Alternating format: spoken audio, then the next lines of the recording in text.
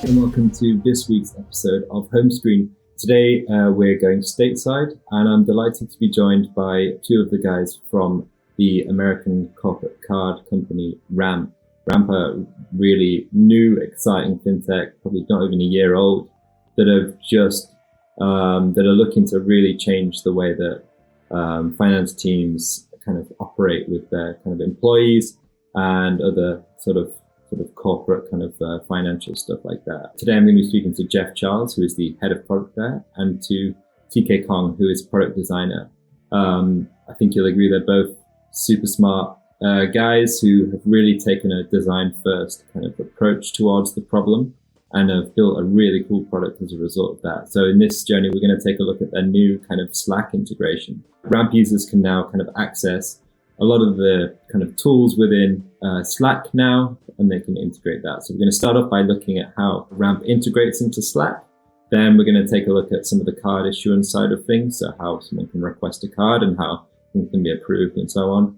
And then finally, we're going to take a look at how Ramp shows you, the way that the business is performing, how money's being spent by the individual and so on. So a lot of really nice features that live within Slack's interface, but are built by Ramp's team. They've done a great job of putting their own product inside another and trying to be a part of that kind of customer life cycle. So a great episode to watch, and I hope you enjoy it.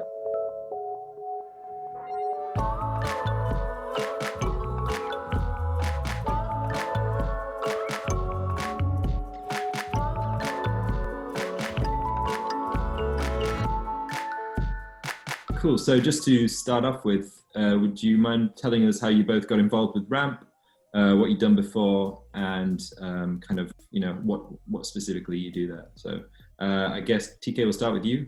Yeah, sure. Here I'm right now. I'm a product designer at Ramp. I was a product owner for Slack integration that we'll be discussing today. Previously, before Ramp, I was a product design intern at Facebook Groups and on the marketplace for 2 summers.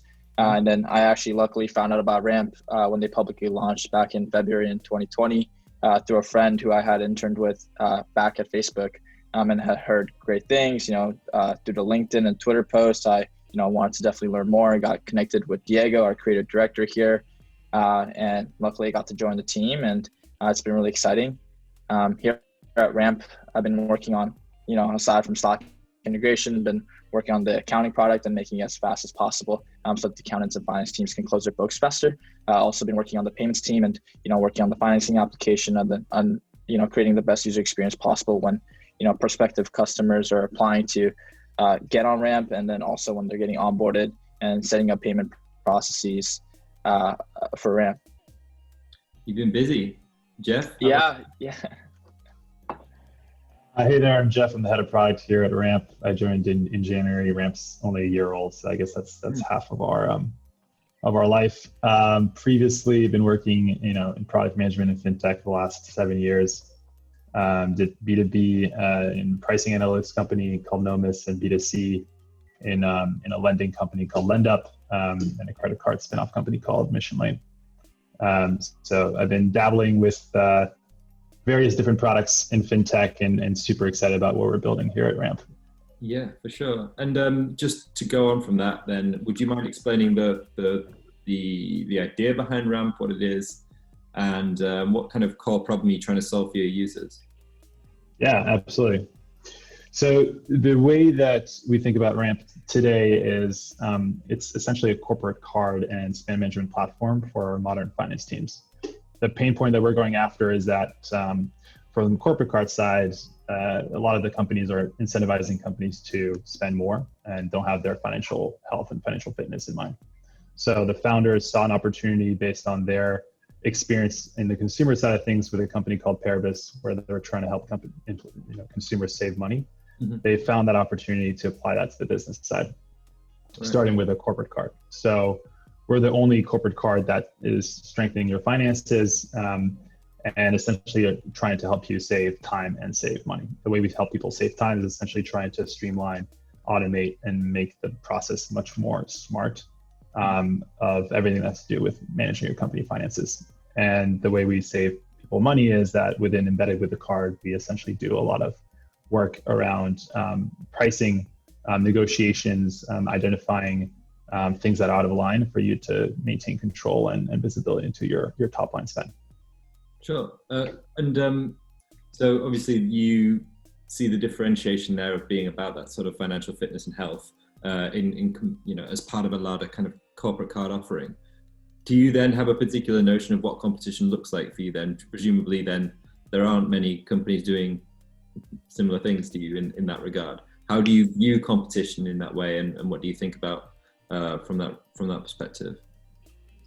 Yeah, if you look at the space from just a market share perspective, it's pretty much dominated by incumbents, American Express, JP Chase, and Capital One, and those cards are essentially your basic cards. They fight on rewards, they fight on intro offers. They're not sticky, and they're essentially just pushing the entire expense management side to spreadsheets and terrible SaaS solutions like Concur.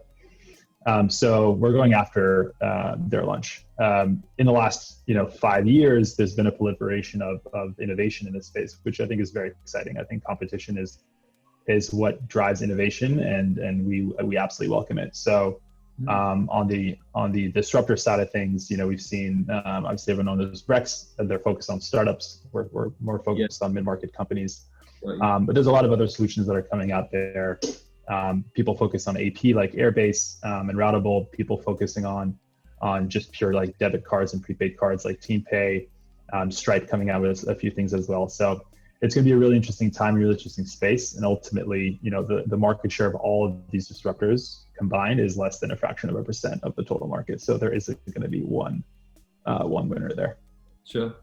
So a lot of people get to eat a lot of dinners, that's for sure. So the specific feature we're going to look at today is a kind of an integration between your own product and someone else's product. In this instance, it's Slack. And I wanted to kind of like off the bat understand, you're a very young company. What was the desire, or why was there a desire to implement with a company like Slack at this stage of your kind of life cycle? What are the tangible benefits that you get from doing that, Jeff? Yeah, absolutely. I think the idea came about when I had to make a purchase for a software, and it was we were debating between the monthly or the annual subscription. Mm-hmm. And what does anyone do when they're making a purchase? They Slack their boss. They say, yeah, "Hey, I'm about to spend $1,000 on this software. Is that cool?" Yeah. And we were so the idea was like, if that's the natural way of requesting spend, why wouldn't Ramp be within that flow? And so the realization was that even looking at our own card transactions, we saw that the vast majority of our companies were spending on Slack, and we're using Slack. Mm-hmm. So those two things combined together made us realize that if our goal was to create a product that is as simple to use as possible, as intuitive to use as possible, and saves people time, why would we ask someone to log in to do something when they don't even have to? And so embedding ourselves within the existing ecosystem of corporations was fundamental to both the usability of our product, the stickiness, and the actual engagement. So that's why we used Slack as a good channel for that, and the experience so far has been fairly stellar, which Tina can speak to more about. And I think there seems to be a trend, at least over there, predominantly in the States, we've seen it very recently, of companies having great success from leveraging their own technology and then putting that inside other people's technology, like embedding their own services essentially. For example, we're going to be speaking to really excellent fintech companies and regtech companies from stateside, like Hummingbird and Galileo, for example, on the show in the coming weeks and months, who will attest to the value of this as a form of product. But for those of us who are used to building predominantly consumer or customer facing products all the time, there must be some interesting challenges of working or building yourself into the flow of another product. Just off the bat, kind of TK, I guess you're the man to speak to on this, kind of working with Slack, I guess, in some way. must have been quite an interesting challenge. Did you have to work directly with the company, or was there any way to kind of sideline and build around them in a way? How did that work from your perspective? Yeah, for sure. That's a great question. I mean, for Slack, they have the Slack API documentation, so it's really pretty free form as long as you're asking for permissions when people are installing your application. You're able to really build anything from a chatbot to reminder bot to whether it schedules and creates events or Zoom meetings, right? There's a lot of software out there that's directly integrated with Slack, and you don't really need Slack's permission per se to install into workspaces, as long as an admin or another person who's part of the workspace goes on, installs it. So we didn't work directly with them, but however, when we were launching our Slack integration, we definitely worked to do cross co-marketing with them. So that was interesting. We got in touch with their platform partnerships team. So we were able to get featured on the Slack App Store on our first day when we launched. That was really exciting. We're on the front page. They also helped us with tour marketing and, get the buzz out there around Ramp and, being the first corporate car company to be directly integrated with Slack. And kind of going back to Jeff's point too, I think it's really interesting around we definitely saw that. We saw the pain point around direct, people are working in Slack and we should be part of that flow. We shouldn't, force them to go onto our web dashboard to request spend. Why can't you just do it directly in Slack where you're communicating with your coworkers? And on top of that, we saw other people in the community kind of hacking different APIs together, whether it's 𝗥𝗺𝗃, who doesn't have a direct integration. They have an API service. So, these engineering teams will take time out of when they're building on their core product to, for their corporate card expenses to be posted onto Slack. So, we saw that to be really interesting. And, we were like, okay, we could definitely build direct integration that gives you better insights and, post transactions. So it creates visibility and accountability around your company. So, what people are spending on. And, there's also other solutions out there like TeamPay and 𝗵𝗵𝗿, who are doing kind of spend management and reimbursements via Slack. That's part of their workflow. And we also heard from customers that, that's really interesting because they want to provide the best experience for their employees. And we're also aligned with that. And, if that's going to create, the easiest experience for employees to request spend via Slack, that's definitely a big motivator there as well. Yeah, super cool. I think what's also really interesting is this move towards open banking integrations that you're talking about, right? And the finance space of companies is so broad that there's no single company that will own the entire stack, and being very clear as to what part of the stack you want to own provides a ton of leverage and focus for the product development team. And there's two types of technologies out there. There are technologies that understand this movement, and there's technologies that don't. So Slack, for instance, they understand that the value that they provide to companies is the ability to very easily integrate with other solutions, right? The more solutions are an app on Slack, the stickier Slack is, the higher the enterprise value. So they've made the integration a first-class citizen, and it's completely straightforward to integrate with them. Companies that haven't seen this are certain ERP systems, I'll call them that, right? Salesforce is a classic example where they're very hard to work with, and they require, and why do they do that? Because they have a professional services arm that focuses on that. NetSuite is another one where they don't have an API-driven culture. Yeah. And I think it's only a matter of time until those companies kind of realize that that the barriers to entry that they've put up has a short runway compared to tech-forward API-driven companies that are opening up. Yeah, 100%. And I guess a lot of people will cite Stripe as a fantastic example of a company that does a great job of making that documentation easy to understand, and so that must be a kind of a fantastic benchmark for any company like Slack and maybe like others that this is a great way to operate and to do things. So there's clear kind of signals from the market, Jeff, as you just mentioned there, that this would be the perfect kind of route for a company to go down. You're making it a lot easier for your customers. Were there any hard sort of metrics or anything that you were looking to kind of to measure in order to kind of validate this as a feature?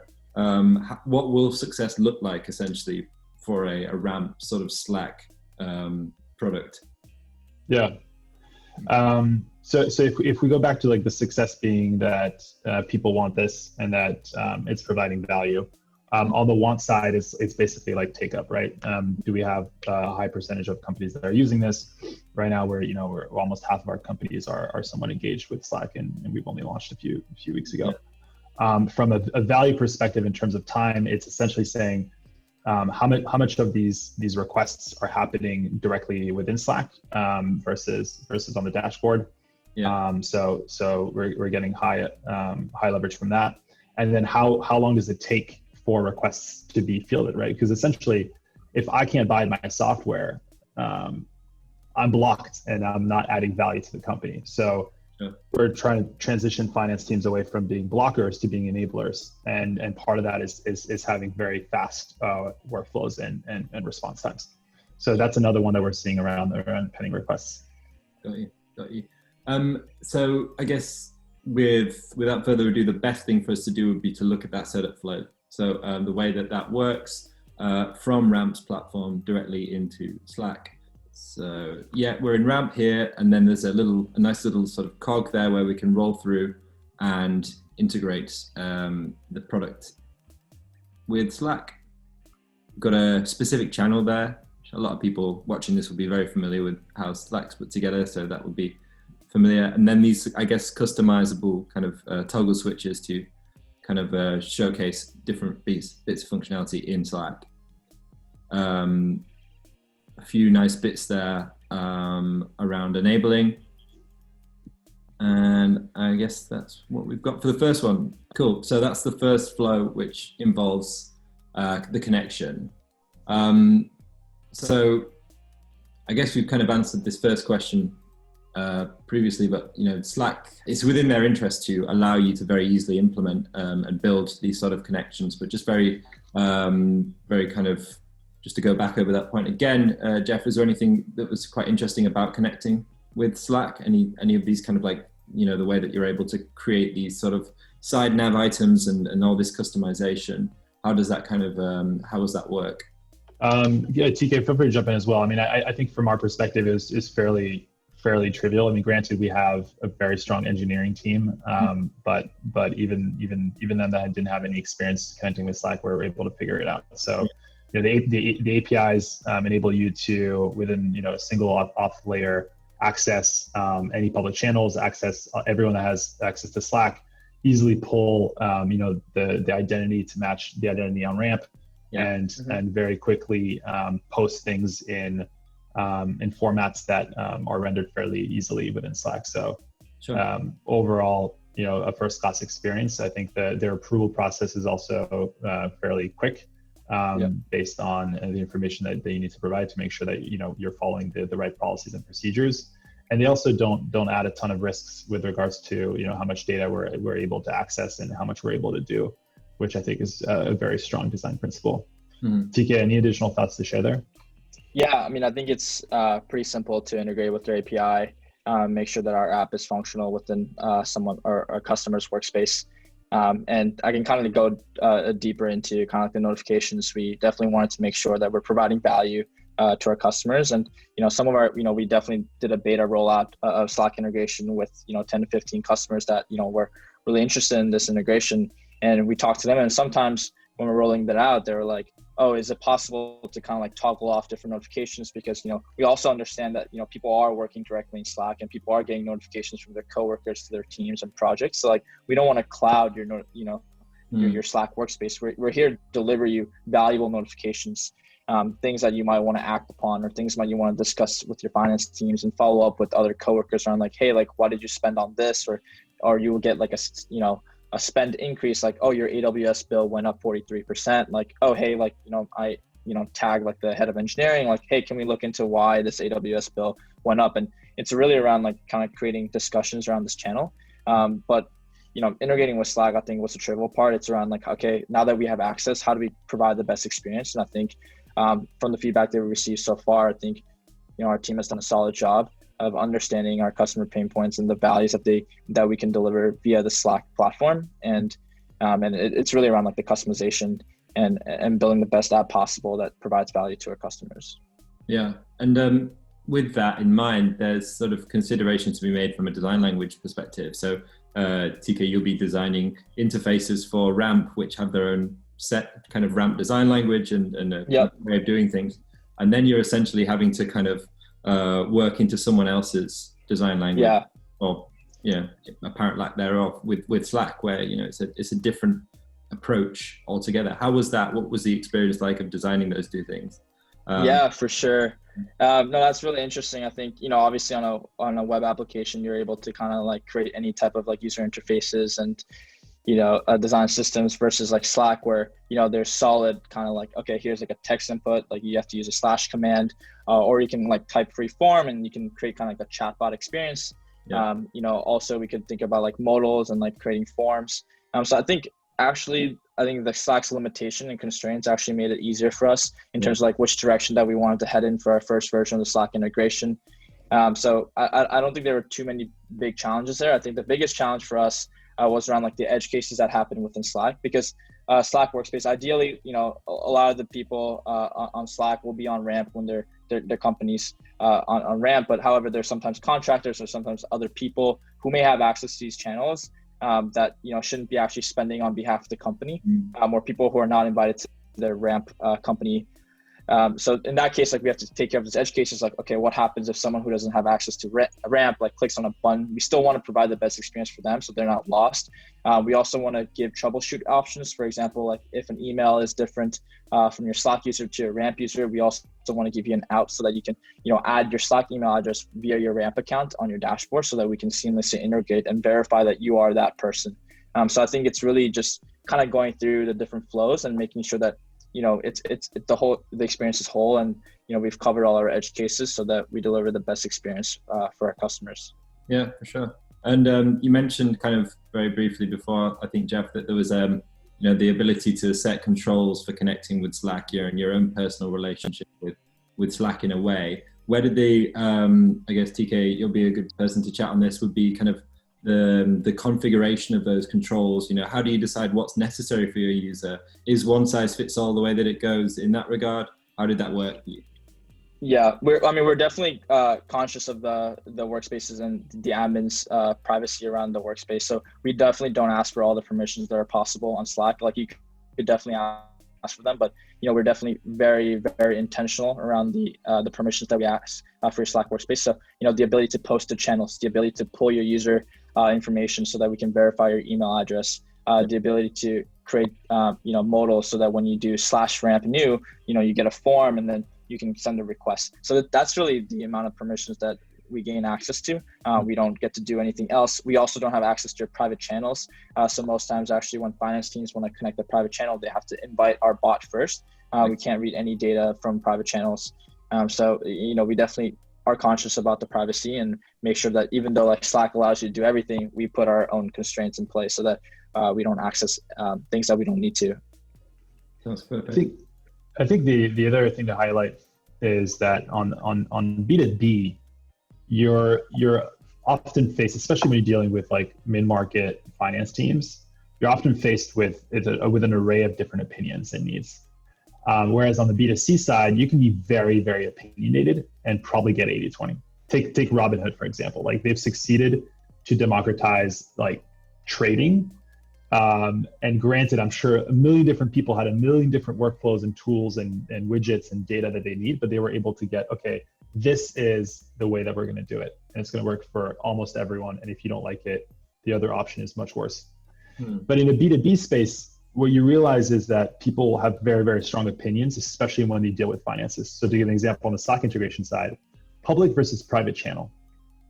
Like if I'm posting my company's like transactions, half of people will say, yeah, put in a public channel. I want everyone to know what we're spending on. I want to shine a light on my company's finances. And that will help drive transparency, which is a core value of ours. The other half would say, absolutely not. I don't ever want anyone to know that we're spending on these professional services companies or this much on ads. Please put it in a private channel. And so from a design perspective, from a product perspective, we're always balancing between configurability and standardization. And it's a strong challenge. And that's where I think in the long run, we're all looking like a really shitty enterprise SaaS tool with a bunch of buttons. And so that's why, we always have the debate around what is configurable versus not, and which opinions do we hold strongly. and if it is configurable, how to do it in the most intuitive way possible. Yeah. That sounds like a particularly interesting challenge for, if you're saying you're going after a company that's going after the type of market that you're going after, rather than necessarily your startups where it's, I guess, fairly configurable in terms of, they have a public kind of responsibility to be a certain level of open and so on. So you'd expect them to, but mid-level companies, what have you, scale-ups, whatever, then there might be a different approach there. So an important nuance there, I think, in the way that you're doing things. So I guess the next thing would be to go into the kind of Slack experience and see what happens there from a kind of a requesting perspective right through to the approval. So this is kind of one of the core parts of the someone's relationship with your kind of like virtual cards or so on. Cool. So we're in this channel and we've seen that / option there to request a card. A nice little modal overlay comes on, and we can sort of kind of enter in the details of the card, and then a little note at the bottom there, kind of to talk a little bit more about or provide context around it.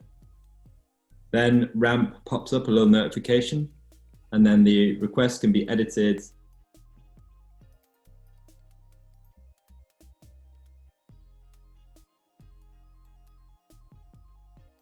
That amount changed to $75, and then a frequency.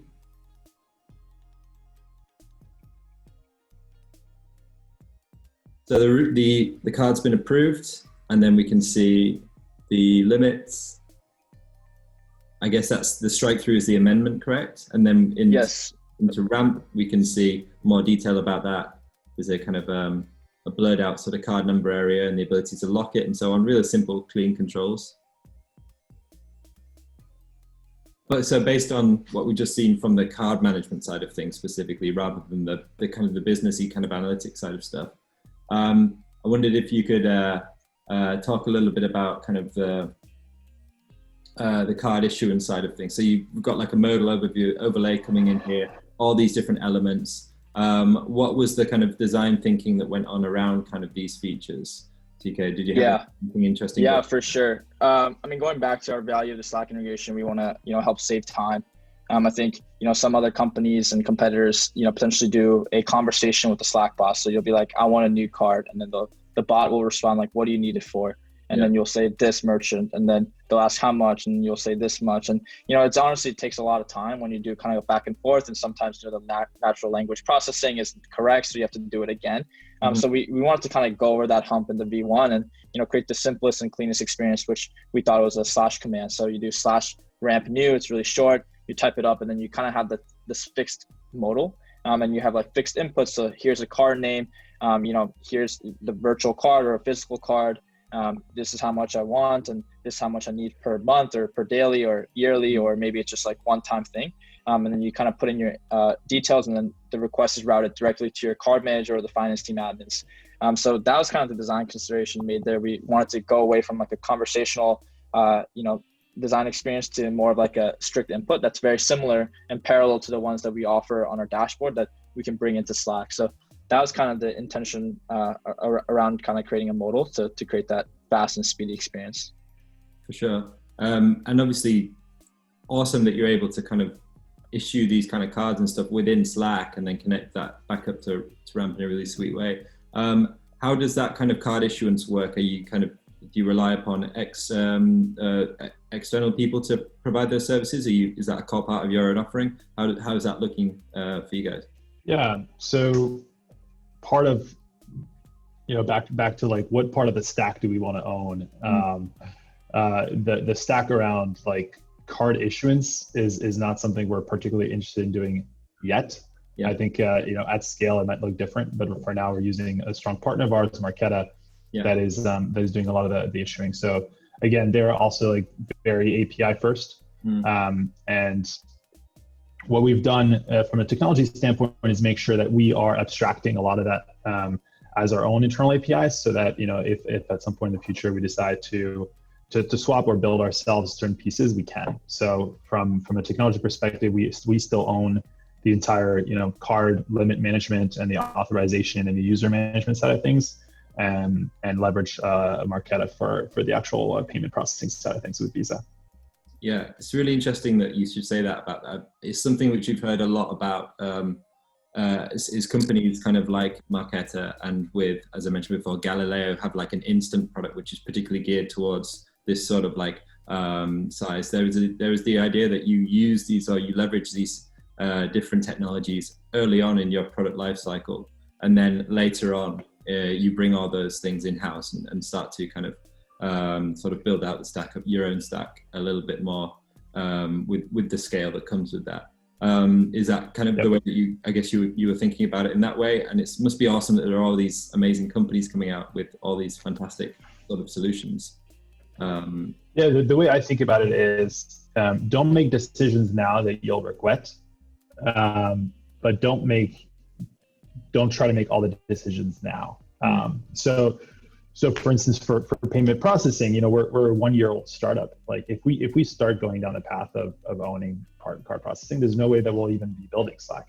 And is the problem we're trying to solve this year better payment processing, or is it better spend management for companies? Yeah, for sure. So let's not solve that, but I think let's build the infrastructure. Let's build a technology team in order to not put ourselves in a place where we're going to be regretting those decisions. I think that the equation around owning more of the stack happens from a business equation, and it's simply saying, given the resources we have today, how can we allocate them to maximize enterprise value? And if the enterprise value is on a margin basis, then yes. But right now, startups are not on a margin basis; they're on top line growth, and payment processing doesn't help us grow faster. Sure. Makes sense. And just to wrap up on this particular flow, TK, I wondered if you could talk about the experience of designing for 2 different users in that instance. You have your issuer and your kind of approver or your kind of requester. Slightly different. We've spoken to a European sort of corporate card provider who said they had 3 particular 3 personas, kind of one of the more financial controller, another one of the kind of the more manager side of things, the kind of the approver flow, and then there's the requester. And there were 3 separate people to design for, 3 separate requirements that people have. How do you think about that in the way that you design stuff, and kind of what were the requirements for each? Yeah, for sure. I think we're very similar to that European company in that way. Like we have admins, we have managers, we have card holders who are kind of just regular requesters. And then, we also have bookkeepers who can be accountants or accounting firms who have access to a Ramp company to close their books. For our Slack integration specifically, I think the admins and managers are pretty similar in that way. They're both like reviewing card requests and their approvers. And then, we have the separate use case, which is like the requesters. So, although like they are kind of different, the command is exactly the same. So you do /ramp new, and if you're a requester, we know that like that's your role within Ramp. Then we'll open up a modal that says like request a new card. You fill in the details, and then once you click that green button that says request card, that gets directly sent to your direct card manager through the Slack direct messages, and it also shows up in the business activity alerts channel, so that other finance teams who might need to take action faster can just kind of in one click of a button approve that request, or edit it, or also decline that request. From an admin's perspective or a manager's perspective, if they need to spend on something, they can spin up cards super easily. So they just do /ramp new, the same command. And since we know that you're an admin or a manager, you're able to create a card for yourself. So you'll just get directly messaged saying, hey, like you just created a card, you click view card details on Ramp, you log into Ramp, and you're able to start spending right away. So in that case, the experience wasn't as different. I think it was also around like who has the ability to set up Slack integration for your Ramp company. And for that right now, it's just only for admins. So like whether that's like the leadership, the C-suite, or also the finance teams, they're able to set up Slack integration themselves. But managers and requesters do not have access to, let me turn this on for my company. So that's not there yet. And, I think that's like the best controls that we put in place so far. Cool. And into the business alert section. We can talk a little bit more about the business side of things here.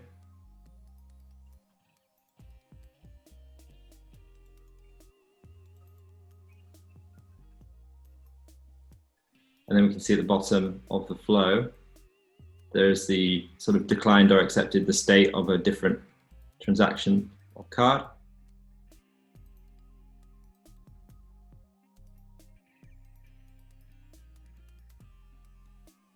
And presumably in this view transaction button, we'll be able to kind of link out to Ramp and see a little bit more detail in there.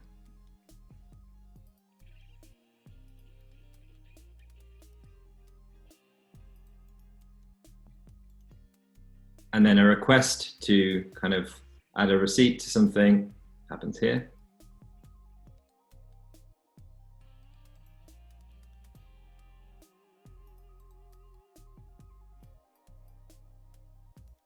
We kind of just seen also that there is a kind of business metric or kind of a kind of measurement element to what you're doing as well within the platform, which I think is really compelling in the sense of being able to kind of measure yourself within your kind of day-to-day Slack life seems really contextual and really neat.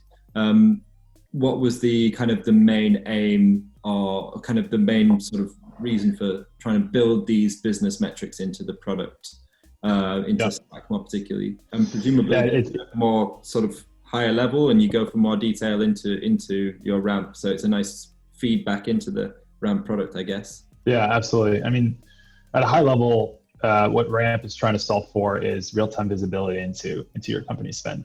In the past, what finance teams were dealing with were archaic systems that were mostly, reconciled at month end, right? So at the end of the month, you would go on Amex.com, you would download a list of transactions, you would manipulate them somehow, load it into your ERP, and then hopefully like tie the statement to the credit card statement and make sure your cash ties back. All of that goes away with Ramp, right? We're essentially trying to get to, okay, you swipe on a Ramp card, it's automatically in Ramp, it's automatically posted in Slack, it's automatically reconciled to your ERP. And part of that gives us the ability to spin up insights that are top of mind for businesses. And when we thought the first version we launched was emails, but emails have two limitations. One, people don't like emails. And two, you can't have easy conversations with emails as a team. You can't invite people into the conversations, which is what Slack is so strong at doing. Yeah. So what we realized is actually posting things in a shared channel that the finance team owns, so they can invite either the entire finance team or just the C-suite or the entire company. That's up to them. Gives them essentially that flexibility without adding complexity to our product. Yeah. So we essentially were thinking through, okay, as a finance team, this is kind of our customer, the persona, right? The VP of finance, the controller, the accountant. What are the things that are most top of mind for me? And what is the best channel to get in that? So things like high increases in recurring spending is a clear indicator that you need to renegotiate. Duplicate subscriptions on two people paying for the same thing, that happens a ton. Or overlapping subscriptions on two of the softwares that are actually just completely the same, but you just have one team using like Monday.com and another team using, Jira, and in fact, you can save a ton of money there. We also were trying to gamify it a little bit in terms of like top spenders at the end of the month. Just by posting that, you see that a lot of companies are spending less because they know who is spending the most. So that's particularly relevant for like, the sales team that are doing a lot of traveling. So all of these things, I guess, putting it into Slack, it creates a more informal place for you to just browse, have visibility, have a sense of control, and have those conversations within the most intuitive platform. Yeah, and we saw a nice example in one of those videos as well of TK kind of asking for clarification on a certain metric. Does this look unusual to you? It's like those really quick sort of micro interactions, which I guess allow you to kind of have more visibility over those things, which seems really neat. What was the experience like then of kind of essentially building a soft business intelligence platform into Slack, TK? You've got, I guess, this really interesting set of specifications there of including information, but not wanting to kind of drown the user out in the same. You can't just post graphs and stuff, I guess, is the main point here. How did you find that? What was important for you to consider when designing?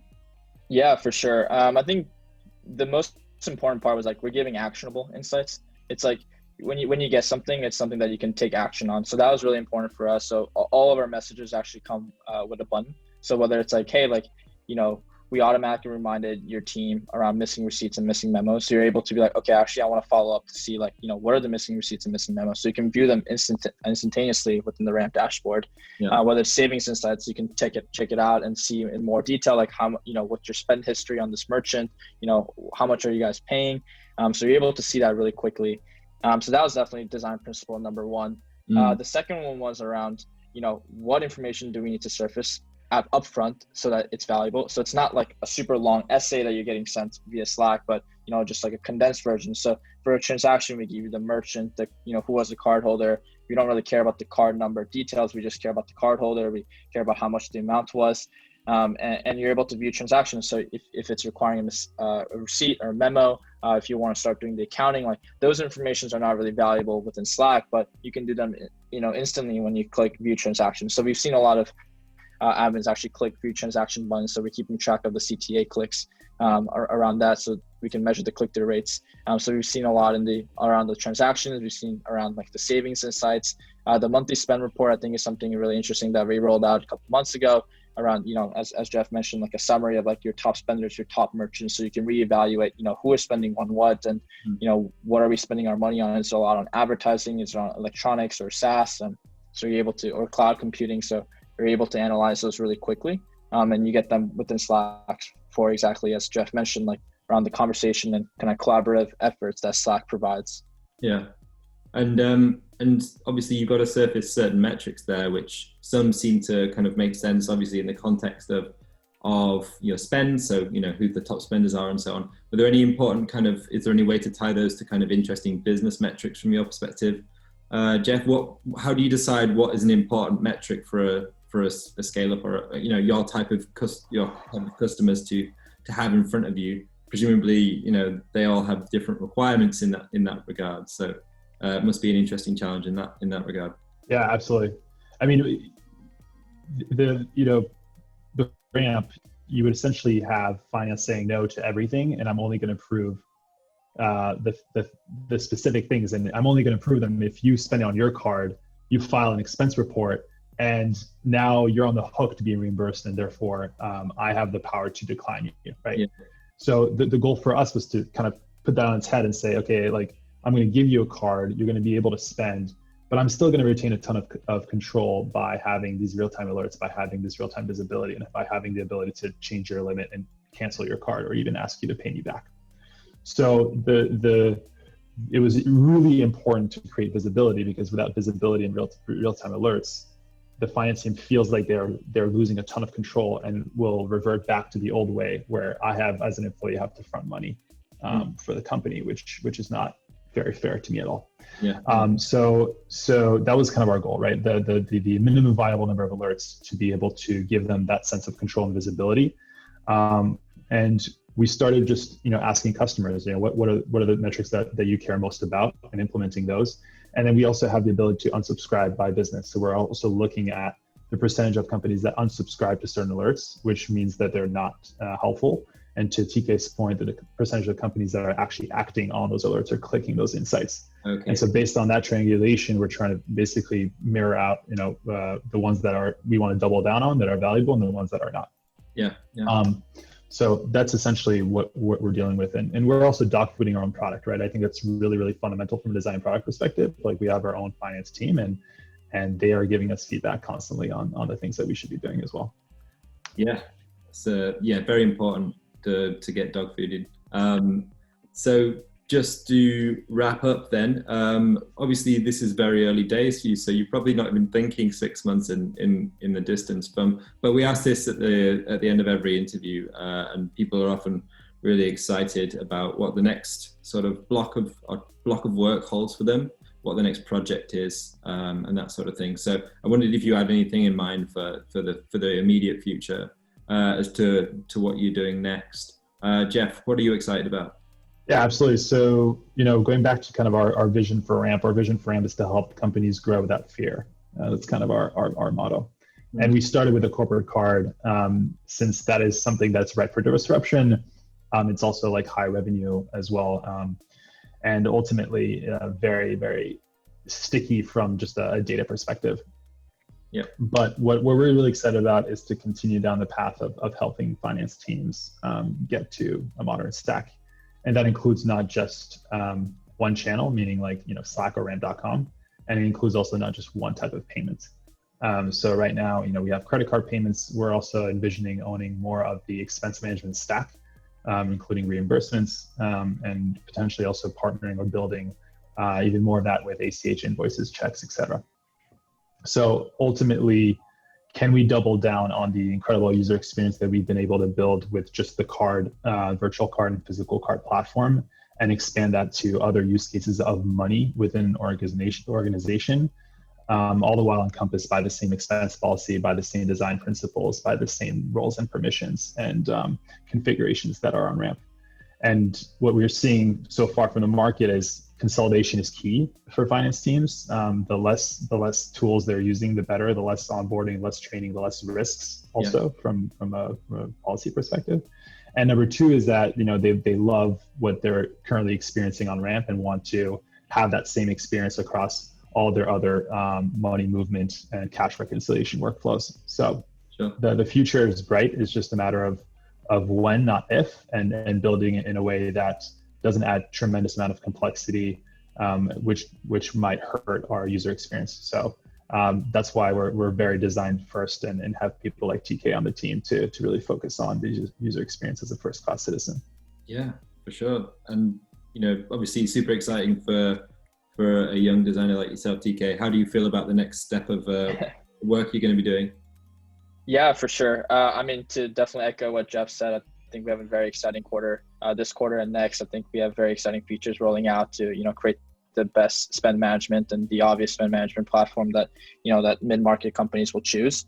I think that, from a design perspective, I think finance and fintech has been kind of growing in the past couple of years. And I think that, the user experience is really key. I think, Jeff mentioned kind of how Robinhood made it super simple for people to do trading. I think with that kind of approach, design first approach, I want to be able to make sure our team creates the best user experience for our customers, for finance teams who have been kind of somewhat overlooked in the past decade around technology and the experience. It's kind of been brutal around using these tools and not very well insights, and they have to do it by themselves. We've gotten great feedback from our customers around data visualization. We're able to surface great insights. People are able to use our product to quickly see, from this date to this date, I want to see how much we've been spending on X merchant, and see that visualization around how much are we spending on this category versus another one, or who's spending the most. I think, giving them the functionality, but also, not giving them so much upfront that they're confused or they don't know what to do, but, telling in terms of the best practices around finance teams, and then also giving them the ability to know what they're doing when they go into a Ramp dashboard and, be able to easily achieve that goal that they're coming to Ramp dashboard for. So I think that's our goal as a design team. And I think, as we continue to build more products, just seamlessly integrating them and providing the best experience for our customers is definitely top of mind and very key for us as we go forward. Yeah, that seems very obvious, and it's a really nicely put together product. And I'm sure that a lot of people will be super interested to see the way that you're working with those tools. So great. Go well for the rest of the year, I guess. Thanks so much for your time, guys, and I'll chat to you later. Thank you. Thank you. Okay, thank you for tuning into this week's episode of Homescreen. I hope you'll agree that was a really cool one. A really cool, really young company coming out of the United States. Be great to keep an eye on them because I think they're going to do amazing things in the next few years. Next week, we're going to be revisiting an old company that we've had on the show, and an old friend of the show, 𝗤𝗵𝗿𝗀𝗀 is coming back on from Freetrade. So Freetrade have had an amazing year this year, really doing well in the space that seems to be kind of picking up off the back of the kind of financial crises and things like that. So tune in next week to hear all about how Freetrade's product is developing, and what 𝗵's been working on. So I'll see you then.